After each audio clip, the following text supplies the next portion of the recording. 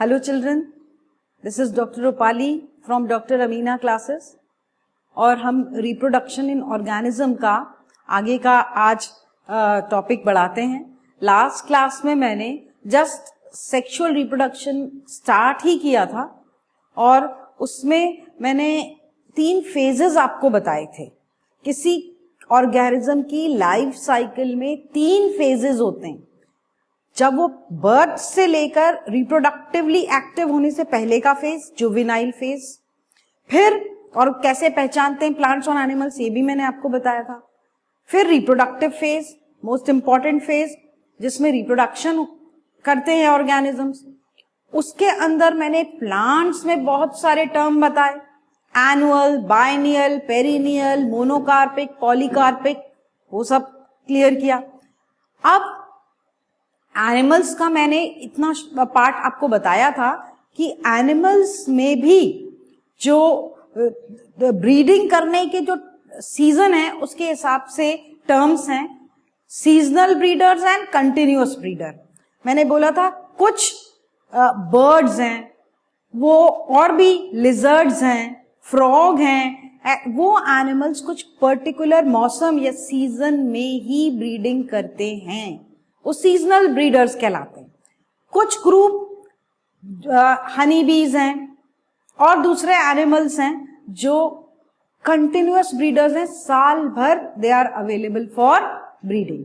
सो ये ब्रीडिंग के हिसाब से 2 कैटेगरीज आपको मैंने बताई। अब हायर एनिमल्स, खासकर animal kingdom phylum class Mammalia का एक ऑर्डर है, that is primates. Class Mammalia का जिसमें हम आते हैं मैमल्स में एक ऑर्डर है प्राइमेट्स। और प्राइमेट्स जो होते हैं उसके एग्जाम्पल मैं फिर लिख देती हूं, दैट इज प्राइमेट्स के एग्जाम्पल कौन से होते हैं? Monkeys, apps and human. ये किसके एग्जाम्पल है? प्राइमेट्स के।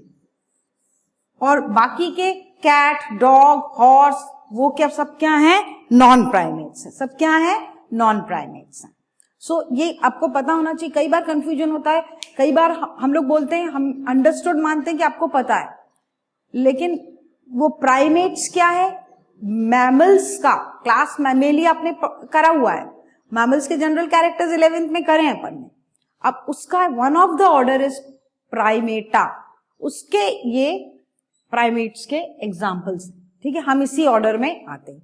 मैं आगे बढ़ूं उससे पहले एक important question, so I will right here ZZ।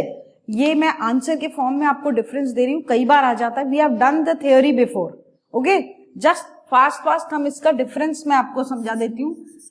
Question है ये, बाइनरी फिजन एंड बडिंग में डिफरेंस। ये एसेक्सुअल रिप्रोडक्शन का पार्ट है, लेकिन क्वेश्चन आता है इस फॉर्म में, तो ये बना बनाया आंसर अपन लर्न कर लेते हैं, तो हमें रटने की जरूरत नहीं पड़ेगी। Now binary fission and budding दोनों ही तरीके सेक्सुअल के हैं, क्लियर? पहला, division is equal in binary fission, division is unequal. मैं आपको याद दिलाती हूं, याद आया आपको? जैसे अमीबा में बाइनरी फिजन था तो इससे 2 इक्वल मिले थे डॉटर सेल्स, लेकिन आपको ये याद आया द यीस्ट यूनिसेल्युलर फंजाई, उसमें बडिंग हुई थी तो एक बड जो निकली थी, प्रोट्रूबरेंस, उभार जो निकला था, it was small, this was, तो अनइक्वल है कि नहीं बडिंग में? क्लियर? दूसरा, नो प्रोट्रूबरेंस, जब भी डिवीजन होता है तो ऐसा कोई अलग से उभार थोड़ा ना आता है ऑर्गेनिज्म में, जबकि प्रोट्रूबरेंस होता है। अब मैं आपको एक और एग्जांपल से, मल्टीसेल्युलर हाइड्रा के एग्जांपल से बताती हूँ आपको। याद है, पहले ऐसा छोटा सा बड निकला, फिर वो बड और बड़ा हो गया इस तरीके से, और फिर कट ऑफ हो गया। मतलब हर बार बडिंग में एक बड या प्रोट्रूबरेंस जो होता है, आउटग्रोथ आती है, जबकि ऐसी कोई आउटग्रोथ बाइनरी फिजन में अपन को नहीं मिलती। Next, nuclear, important point, nuclear division followed by cytoplasm division. पहले कैरियोकाइनेसिस, पहले क्या डिवाइड होता है? न्यूक्लियस, उसके बाद अंदर का सब साइटोप्लाज्म डिवाइड होता है। So nuclear division in case of binary fission is followed by cytoplasmic division. लेकिन यहां पर जो प्रोट्रूबरेंस आया पहले उसमें क्या एंटर हुआ, cytoplasm gets in the outgrowth पहले बिफोर न्यूक्लियस डिवाइड्स. पहले प्रोट्रूबरेंस आया तो खाली नहीं रहेगा. What enters inside that, cytoplasm which is present in the parent cell. Then the nucleus will start dividing. Clear? Next. Parent cell disappears. You know, immortal इसलिए तो कहते हैं binary fission unicellular organisms में जब होता है तब, क्योंकि parent cell is completely divided into two daughter cells. तो no residue left, तो parent cell disappears, गायब ही हो जाता है. ठीक है? क्या ऐसा कुछ इसमें पाएगा? No, parent cell तो वैसे ही intact रहता है. So parent cell remains intact. हमेशा डिफरेंस याद रखना होना. एक एक इंपॉर्टेंट एग्जाम्पल दिमाग में बिठा लो, यीस्ट और इधर अमीबा, तो आप कभी भी गलती नहीं करोगे. नेक्स्ट एग्जाम्पल्स, अमीबा है, बैक्टीरिया, इसमें यीस्ट यूनिसेल्यूलर में आता, hydra, sycon. I have given the examples. Clear है? तो ये एक बना बनाया आंसर है. आ सकता है difference. Okay, so this you can do. अब हम यहां पर अपने वापस अपने जहां पर थे वहां आते हैं. क्या कि हमारे प्राइमेट्स कौन है? मंकीज हैं, एप्स हैं, ह्यूमन बीइंग्स हैं. और नॉन प्राइमेट्स कौन है? नॉन प्राइमेट्स कौन है?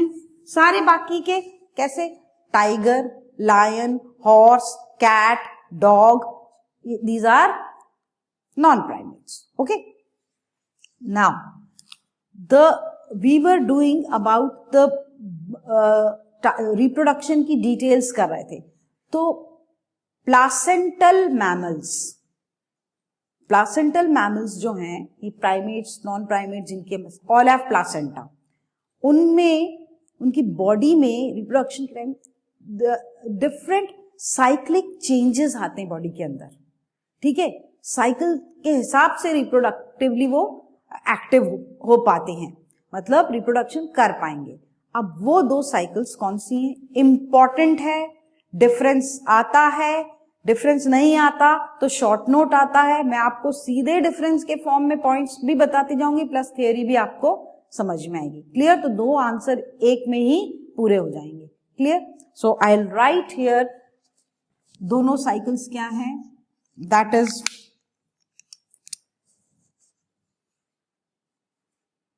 Oestrus cycle. कुछ एनिमल्स में ये वाली साइकिल होती है और कुछ में मेंस्ट्रुअल साइकिल. कौन सी साइकिल होती है? During reproductive phase. Juvenile phase की बात नहीं हो रही, रिप्रोडक्टिव फेज में कौन सी साइकिल होती है? अब मेंस्ट्रुअल साइकिल कौन से एनिमल्स में होती है? प्राइमेट्स में. किस में होती है ये?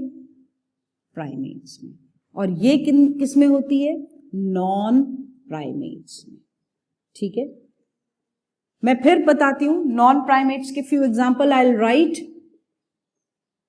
कैट, डॉग, हॉर्स,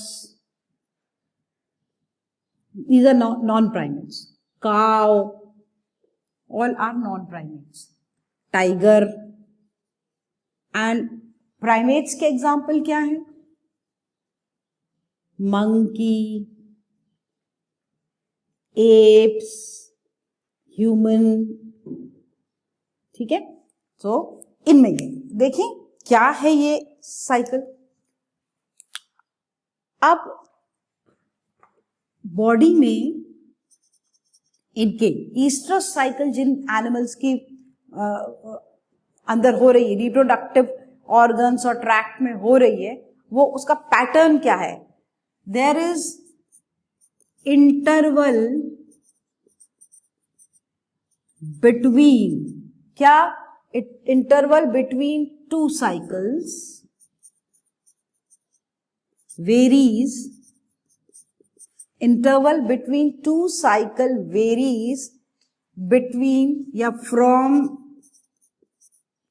few, वो उसका टाइम पीरियड वेरी कर सकता है from few months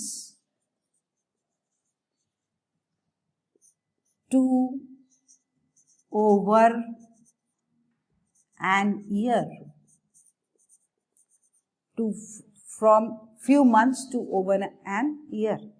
मतलब इनकी बॉडी में जो ईस्ट्रस साइकिल चल रही है, जो रिप्रोडक्शन के लिए साइकिल चल रही है, अंदर चेंजेस आ रहे हैं, वो साइक्लिक चेंजेस का इंटरवल एक साइकिल और दूसरी साइकिल के बीच कितना हो सकता है? कुछ एनिमल्स में कुछ महीनों का हो सकता है और कुछ में साल से ज्यादा भी हो सकता है. तो इट वेरीज, किसी depends on animal to animal. ठीक है. मेंस्ट्रुअल साइकिल में इट इज अबाउट 4 वीक्स. ये टाइम पीरियड कितना होता है? 4 वीक्स. और वो 3 फेजेस में डिवाइडेड है. अब आप में स्ट्रेस में आने लगे क्या बोल रही हैं 3 phases cycle. So we are going to do this in detail in human reproduction. तो अभी मैं आपको जस्ट ब्रीफिंग करूंगी क्योंकि वो पूरे उसका सीक्वेंस है, तो चुटकियों में समझ में आ जाएगा. सिर्फ अभी इतना ध्यान दे दीजिए. 3 फेजेस कौन सी हैं? दे आर मेंस्ट्रुअल फेज, दूसरी है प्रोलिफरेटिव फेज और तीसरी है सिक्रीटरी फेज. ठीक है. सो मेंस्ट्रुअल साइकिल अंडरगोइंग प्राइमेट्स जिनके यूट्रस में और ये साइकिल हो रही है, ओवरी यूट्रस सबके हार्मोन्स रिलीज होते हैं, तो वो कितने समय तक चलती है? 4 वीक्स. दैट इज अप्रॉक्स 28 क्या डेज. कितने? 28 डेज तक. ठीक है. एंड उस दौरान, उन 28 दिनों के दौरान वो 3 फेजेस में डिवाइडेड है. डिपेंड्स, क्योंकि हर फेज में कोई सा हार्मोन ज्यादा कोई सा कम. ठीक है. इसके हिसाब से नेम है menstrual phase, then proliferative phase and then secretory phase. Clear. So ये मेंस्ट्रुअल. थर्ड डिफरेंस, एंड अब समझने के लिए भी पॉइंट, फीमेल्स जो होती हैं कौन सी, जिनमें ईस्ट्रस साइकिल होता है, दे डेवलप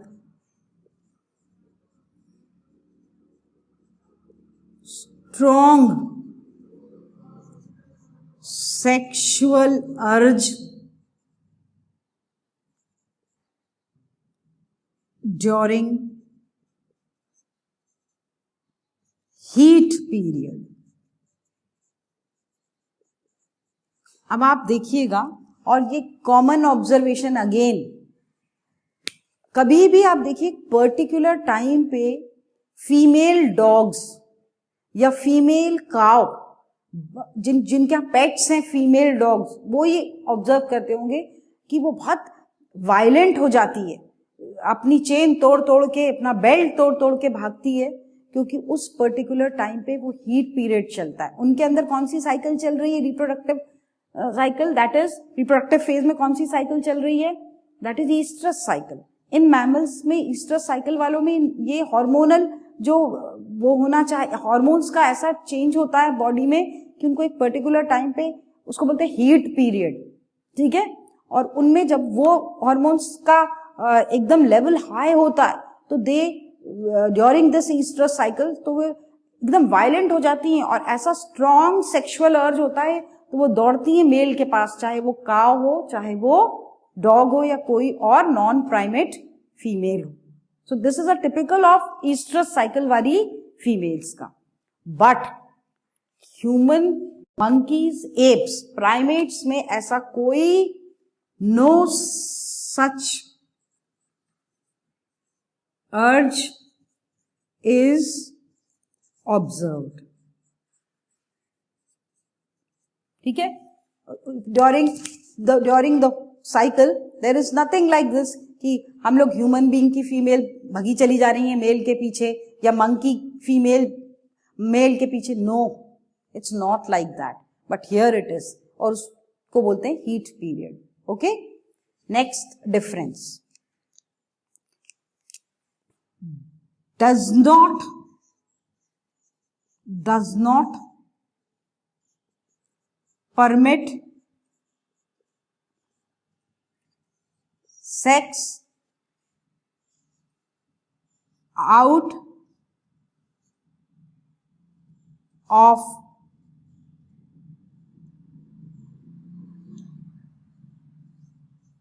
estrus cycle। अब देखो, सपोज एक काव है, फीमेल काव है, उसका वो साइकिल वाला हीट पीरियड चल रहा है, तब तो वो मेल के पास दौड़ी चली जाएगी।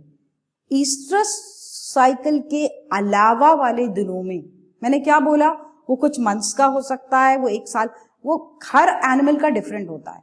उसके अलावा अगर वो ईस्ट्रस में नहीं है, काव या फीमेल डॉग, फीमेल काव, वो उसके पास अगर मेल आना भी चाहे तो वो नहीं आ सकता, वो भगा देगी, ठीक है, और सेक्सुअल, उसके अलावा वो कभी अलाउ नहीं करती, मेल को परमिट नहीं करती पास आने को।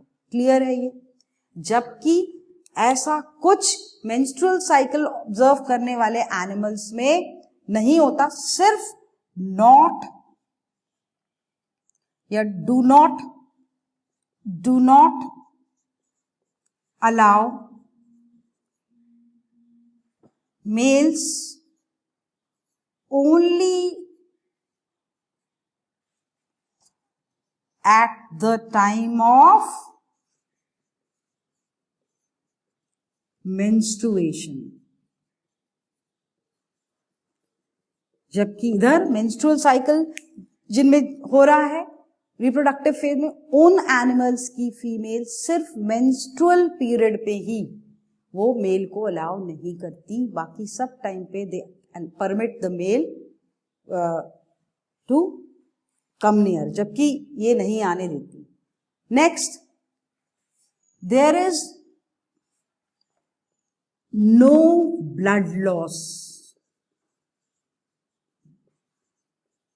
जबकि एवरी 28 डेज बाद यहां पर ब्लड लॉस होता है, बॉडी से ब्लड लॉस होगा every 28 in case of menstrual cycle वाले एनिमल्स में। क्लियर? अब ब्लड लॉस हो रहा है तो एक और चीज उससे एसोसिएटेड है, क्या, क्यों हो रहा है ब्लड लॉस? मतलब यूटेराइन लाइनिंग जो है, इट इज रीएब्सॉर्ब्ड, वो वापस एब्जॉर्ब हो जाती है एनिमल्स में, तो ब्लड निकलता ही नहीं, ना लाइनिंग टूटती फूटती। जबकि यूट्रस की लाइनिंग जो है इन एनिमल्स में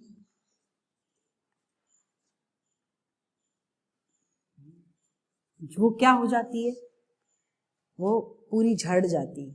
पूरी यूट्रस हर 20 लाइनिंग, अंदर की एंडोमेट्रियम लाइनिंग, वो बार बार हर 20 डेज में नहीं बनती है, तो जो लाइनिंग नीचे झड़ती है वो it comes out along with the blood, that is why it is written blood loss. So lining of the uterus is expelled out.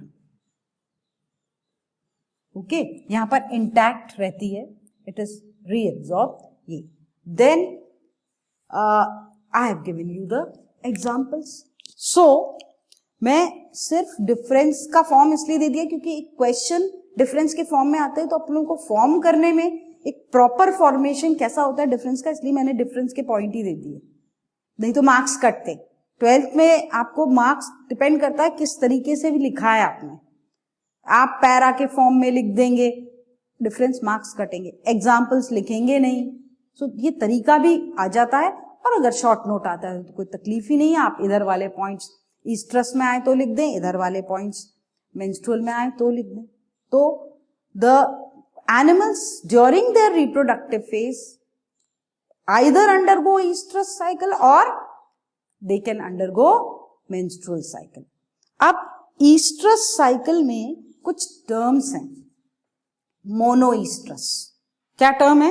मोनोईस्ट्रस। ये है मोनो। मोनो वर्ड का मतलब क्या होता है? मोनोईस्ट्रस मतलब सिर्फ एक बार, मतलब उनका जो हीट पीरियड वाला टाइम है वो सिर्फ एक बार ही आता है during this oestrus period, only एक बार। कई एनिमल्स होते हैं जैसे चूहे, माउस, पॉलीईस्ट्रस, कई बार उनका ये साइकिल के दौरान ये फेज कई बार रिपीट होता है, तो उसको बोलते हैं पॉलीईस्ट्रस एनिमल्स। ठीक है, मोनोईस्ट्रस सिर्फ एक ही बार, पॉलीईस्ट्रस कई बार। क्लियर है? तो ये अलग अलग टर्म्स हैं, किसके रेफरेंस में?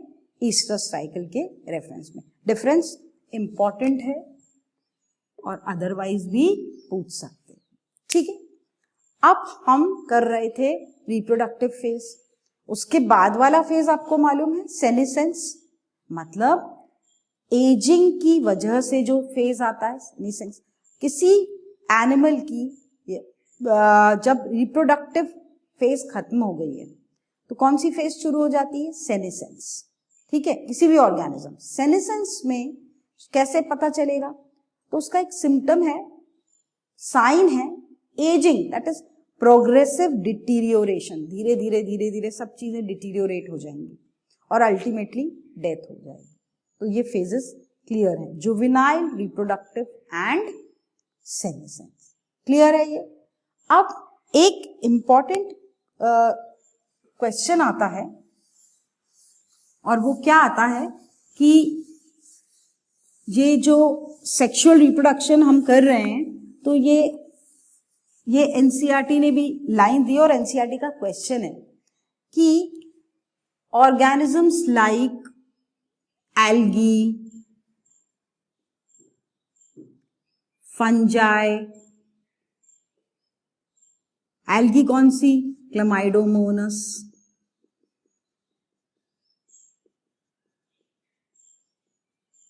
Ulothrix, few of these when during favorable condition वो asexual reproduction ही करती हैं। These primitive या lower plant या फंजाई का ग्रुप जो है, जब conditions क्या हों? फेवरेबल। ठीक है, बहुत फूड हो, वाटर हो, सब हो, तो ये कैसे रिप्रोड्यूस करती हैं? एसेक्सुअली। कैसे रिप्रोड्यूस करती हैं वो? एसेक्सुअल रिप्रोडक्शन करती हैं। और आपको मालूम है क्लेमाइडोमोनस में asexual reproduction is through motile spores, उनको हम क्या बोलते हैं? जू स्पोर्स। कंडीशंस अगर इन्हीं एल्गी की बात चल रही है, अगर अनफेवरेबल आ जाए, अनफेवरेबल आ जाए, ठीक है, तो they move toward sexual reproduction. खाना नहीं है, जो भी कंडीशंस अनफेवरेबल वाली हैं वो आ जाएं, तो ये क्या करने, उस वक्त वो क्या करने लगती हैं? कौन सा रिप्रोडक्शन? सेक्सुअल। अब आगे की बात मैं बताने से पहले बताऊं कि ये क्वेश्चन आता है, तो दिस जो मैं बताने जा रही हूं कि ओरिजिन ऑफ सेक्स कैसे आए। सेक्स मतलब मेल और फीमेल, मेल ऑर्गेनिज्म और female organism. Male organism sperm produce करेगा, male gamete, female organism female gamete. ऐसा अलग अलग मेल फीमेल का ओरिजिन की शुरुआत यहीं से हुई, इसलिए इस कहानी को बोलते हैं ओरिजिन ऑफ सेक्स या hunger theory of sex. Clear? क्या हुआ? अब अनफेवरेबल कंडीशंस जब आती थी तो ये सेक्सुअल में टर्न हो गए। अब मैं आपको याद दिलाना चाहूंगी सेक्सुअल कैसा है। वही गैमीट्स बनते हैं, और क्लेमाइडोमोनस यूलोथ्रिक्स में गैमीट्स भी, ये जूस्पोर है, गैमीट्स भी बिल्कुल, देखो कोई आप फर्क बता पा रहे हो? बस दो हैं, तो गैमीट्स जो हैं वो भी इसी टाइप के बनते हैं, फ्लैजिलेटेड। ऐसे बिल्कुल एक से दिखने वाले गैमीट्स को क्या बोलते हैं? आइसोगैमीट्स। क्या बोलते हैं उनको? आइसोगैमीट्स या होमोगैमीट्स, एक से हैं बिल्कुल। तो ये दोनों सेक्सुअल रिप्रोडक्शन में दोनों मिल गए और क्या स्ट्रक्चर बना? जाइगोट। क्या बना? जब गैमीट्स मिलते तो कौन सा स्ट्रक्चर बनता है? जाइगोट। और जाइगोट टर्न हो गया इनटू जाइगोस्पोर। जाइगोस्पोर पेरिनेटिंग भी था, उसने अपने जाइगोस्पोर ने अपने आसपास वॉल सिक्रीट कर ली और जब फेवरेबल कंडीशंस आई तो उसमें से नए प्लांट बॉडी बाहर आ गई। ये तरीका चलता था जब भी अप्रोच होता था सेक्सुअल रिप्रोडक्शन अनफेवरेबल कंडीशंस का, तो जो एल्गी थे वो किस तरफ मुड़ जाते थे? कौन से मोड ऑफ रिप्रोडक्शन पे? सेक्सुअल मोड ऑफ रिप्रोडक्शन पे। इससे क्या इन्फ्रेंस निकला कि आप देखिए जूस्पोर और गैमीट्स का क्या कोई आप बता सकते हो अलग अलग? एक से है, ठीक है ना? तो जब भी अनफेवरेबल कंडीशंस आती होंगी तो क्या होता होगा? यही जूस्पोर्स ये स्लगिश, स्लो हो जाते होंगे, वीक हो जाते होंगे, क्योंकि खाना पानी से कुछ नहीं मिल रहा है, अनफेवरेबल कंडीशंस हैं। फेवरेबल में तो ये क्या प्रोड्यूस कर लेते हैं? नई एसेक्सुअली नई एल्गी प्रोड्यूस कर लेते हैं। हुआ क्या होगा? यही प्रोपग्यूल्स मतलब जूस्पोर्स, एसेक्सुअल प्रोपग्यूल्स, ये सब बहुत स्लो हो जाते होंगे, पास आके एक साथ पड़े रहते होंगे और वो नई एल्गी नहीं बना, उतनी ताकत ही नहीं रहती होगी अनफेवरेबल में। पास रहते उन्होंने सोचा तुम अपना खाना सेल अपने जिंदा रखने के लिए अलग बनाओ, हम अपना बनाएं। तो दो यूनिट्स एसेक्सुअल मतलब जूस्पोर्स, उन्होंने सोचा क्यों ना अपन दो करके मिल जाएं। ऐसा हुआ होगा, अपन दोनों मिल जाते हैं कि दोनों का एक से ही सेल से काम चल जाए। कहाँ अलग अलग, इतना खाना नहीं है, पानी नहीं है, कैसे लाइफ सरवाइव कैसे करेंगे? तो वो मिल गए होंगे और जब मिले होंगे तो वो दो का एक में आने से थोड़ी ताकत भी बढ़ गई और सर्वाइवल भी बढ़ गया। इस तरीके से गैमीट्स का इवॉल्व हुए होंगे और गैमीट्स फिर जाइगोट में बनने लगे होंगे, मतलब ओरिजिन ऑफ सेक्सुअल रिप्रोडक्शन या सेक्स हो गया होगा। अब इनिशियल ऑर्गेनिजम्स में तो जैसे एल्गी वगैरह में तो गैमीट्स बिल्कुल एक से दिखते थे।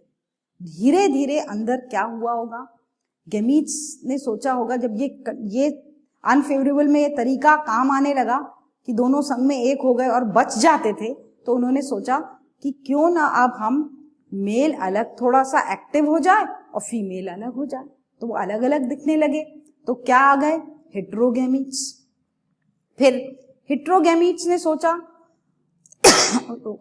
नहीं मतलब इवॉल्व हो गए कि वो किसी पर्टिकुलर सेक्स ऑर्गन में बनने लगे और धीरे धीरे रिप्रोडक्टिव सिस्टम, तो हायर ऑर्गेनिजम्स में ये इवोल्यूशन होता गया और सेक्स ऑर्गन्स का ओरिजिन हो गया। ठीक है, so sorry, this was about what was about origin of sex या हंगर थ्योरी ऑफ सेक्स। तो आ सकता है क्वेश्चन कैसा आता है कि why algae and fungi they shift towards sexual reproduction during unfavourable condition. Answer you have to write the same. Clear? आगे बढ़ते हैं और उससे पहले मैं आपको एक चीज बताना चाहती हूं। एक टर्म है वो मिस हो जाएगा, दैट इज नियोटेनी। कौन सा टर्म है? नियोटेनी, ऑल्सो कॉल्ड एज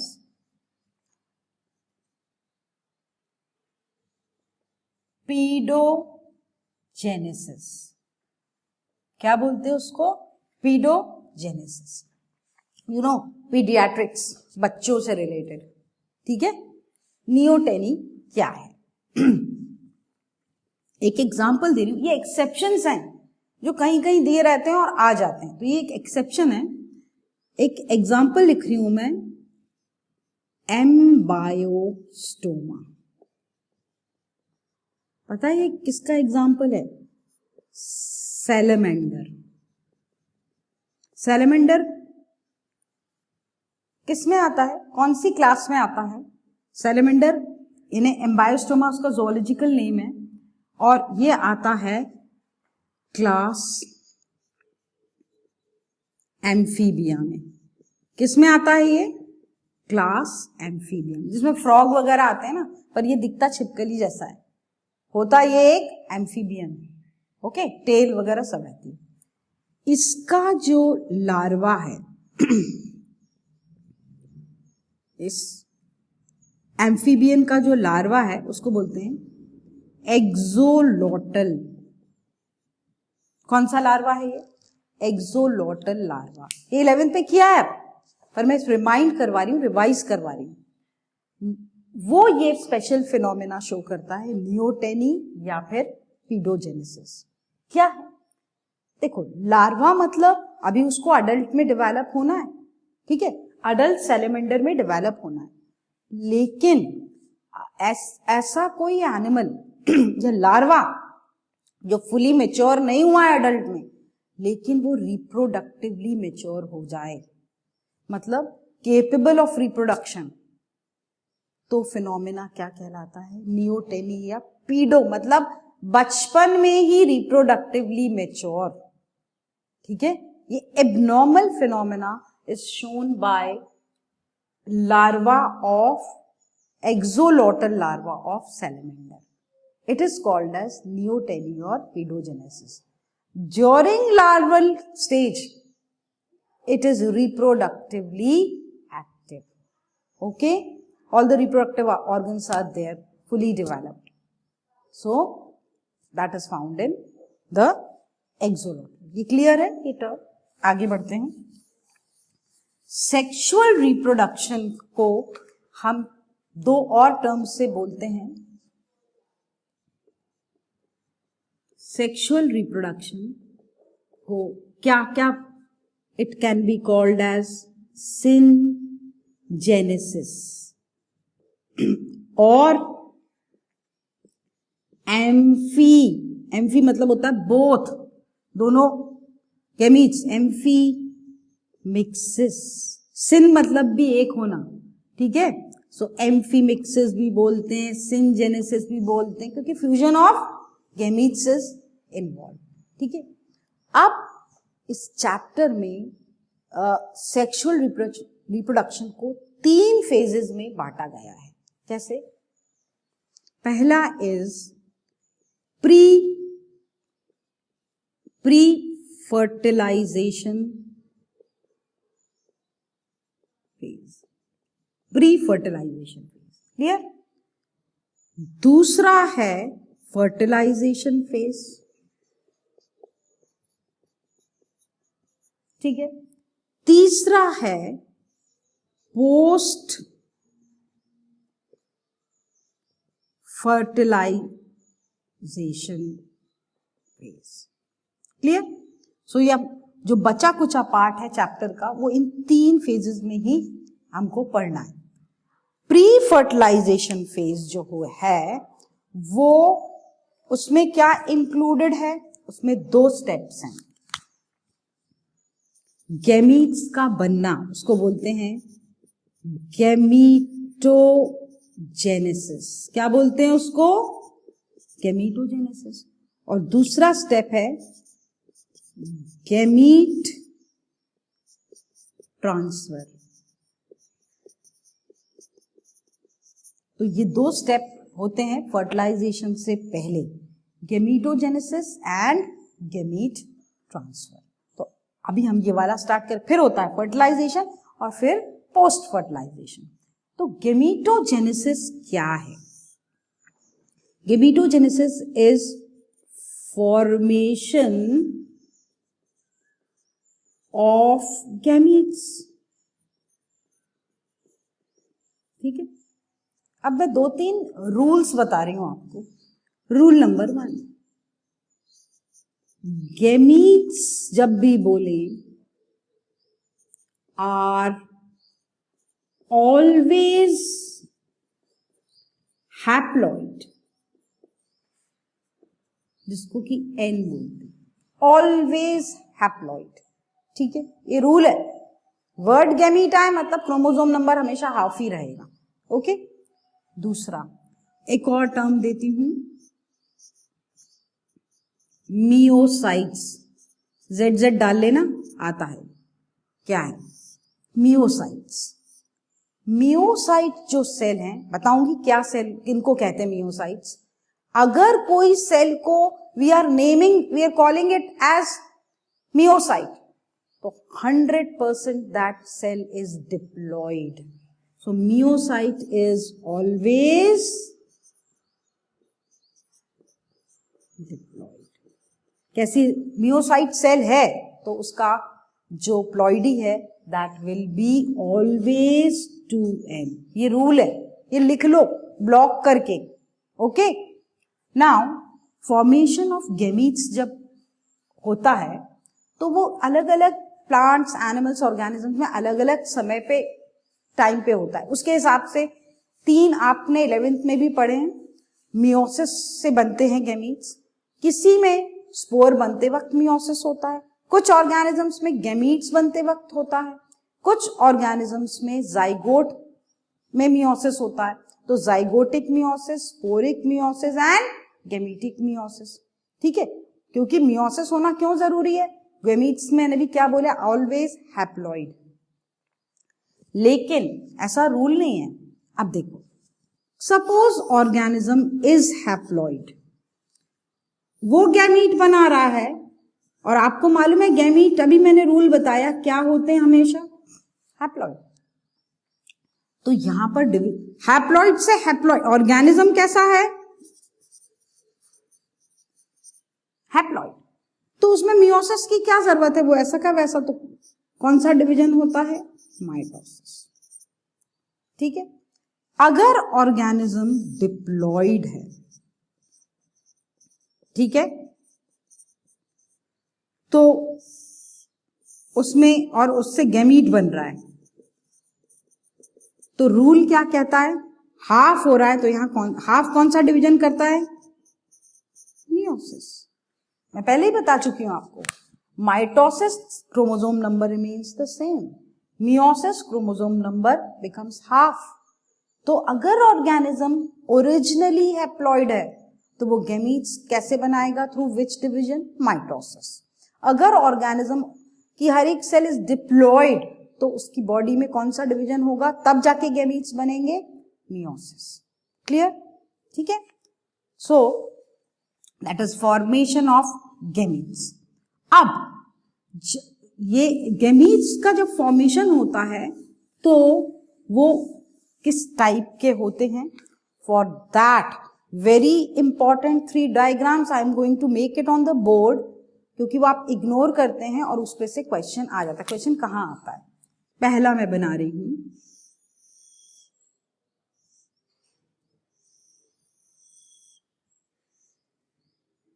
ऐसा गैमीट्स 2 बने हैं, एनसीईआरटी में बने हुए हैं। ठीक है, ये डायग्राम एनसीईआरटी में बना हुआ है, बिल्कुल एक से दिख रहा है।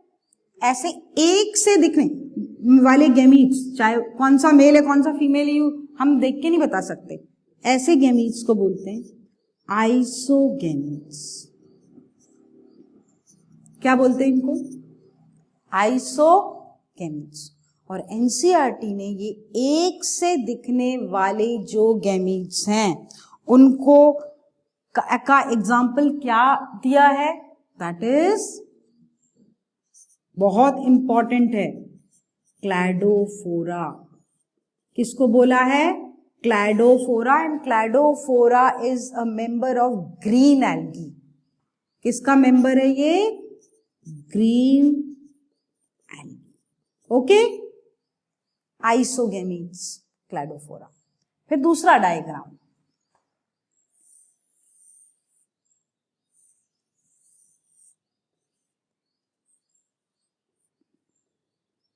ऐसा बना हुआ है। ठीक है, this one is female gamete and this is male gamete. पहले तो देखो साइज में ही फर्क है, साइज में ही फर्क है फर्क। एक बड़ा, फीमेल बहुत बड़ी और मेल छोटा, ये एक फर्क। दूसरा, एक मोटाइल है, फ्लैजिला मौजूद है, और एक नॉन मोटाइल है। तो पहले तो मॉर्फोलॉजिकली भी फर्क, बाहर से फर्क दिख है दोनों में, आप देख के पहचान जाओगे कौन सा फीमेल कौन सा मेल। प्लस एक्टिवनेस में भी फर्क होता है, मेल मोटाइल है, एक्टिव है, फीमेल पैसिव है। ये जो डायग्राम दिया, ऐसे गैमीट्स को बोलते हैं हेटेरोगैमीट्स। क्या बोलते हैं? और ये जो एग्जाम्पल है ये दिया है फ्यूकस, ये भी एक एल्गी है। आपको मालूम है फ्यूकस भी एक एल्गी है। कौन से टाइप की एल्गी? Brown algae. किसका मेंबर है ये?